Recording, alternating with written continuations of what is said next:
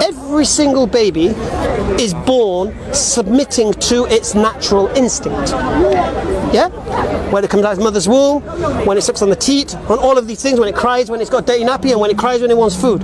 This is natural instinct that has been given by whom? Its creator. Because I believe in a creator. Okay. Muslim means the one who submits to the will of their creator. So we believe all children, all babies, are all born submitting to the will of their creator.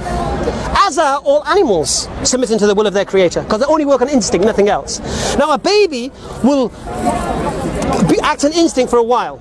Then it'll start learning. Then it'll start having impressions of its family put on it. So if it's a Hindu, it'll have a dot put on its head. If it's a Muslim, it'll have a topi put on its head. If it's a Sikh, they'll start growing its hair. Yeah? If it's an atheist, they'll always have putting earrings in and stuff. Whatever. The point here is this. In Islam, what we're told is that every single child, up until the age of puberty, up until the age of reasoning, every single baby born in this world today, up until so forget baby. So we're not Christian. Every single child, because babies are not born believing Jesus died for their sins. That's why. And you have to believe that to be a Christian. Babies don't believe that. Why are they born Hindus?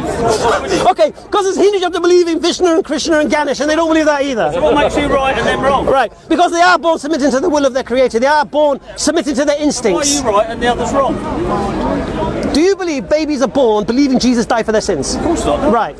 Do you believe Hindu babies are born believing that Ganesh had his head cut off and put an elephant head and all that business on? Do you believe that? Do you believe that? Do you believe babies are born believing Moses parted the Red Sea? If I can continue with the lady,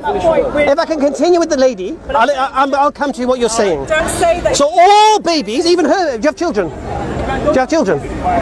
I have lots of grandchildren. How old are your children? Oh, you don't have any children? Oh, inshallah. You have children.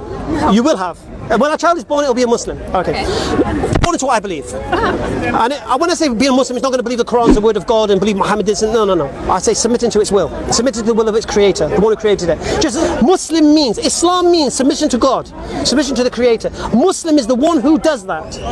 In English, we put ER on the end of the word to show you doing the action. So if you walk, you're a walker. If you work, you're a worker. In Arabic, you put mu in front of the word. So if you do Islam, you're a mu Islam or Muslim. Okay? So all children, all babies are born submitting to the will of their creator. We believe as Muslims that any child in this world, whether they're Eskimos, whether they're Chinese, whether they're Hindu, whether they're atheist, if they die before the age of puberty, guaranteed paradise. Yeah? They have got no accountability whatsoever on them. It's when they reach the age of understanding and they get to choose for themselves that then accountability comes on. That's when their religion kicks in. So if they were brought up in a Christian family, that's when they become Christians. If they're brought up as an atheist family, that's when they'll become atheists. If they were Hindus, they become Hindu. Do you get me? Yeah, I mean, it's a completely logical argument. It totally makes sense. But the only argument here is whether there's a creator or not. Whether there's a creator. Yeah, fair enough. Right. Which is fair. Logic makes sense. And he's accepted he can't prove there's no creator. I can't prove there is a creator. Yeah, and so then... So no. Then the next question is, why doesn't he believe there's a creator, and why do I believe there is a creator? Yeah. That's the next logical step. Let's carry on. So, why don't you believe there's a creator? La ilaha illallah Muhammadun Rasul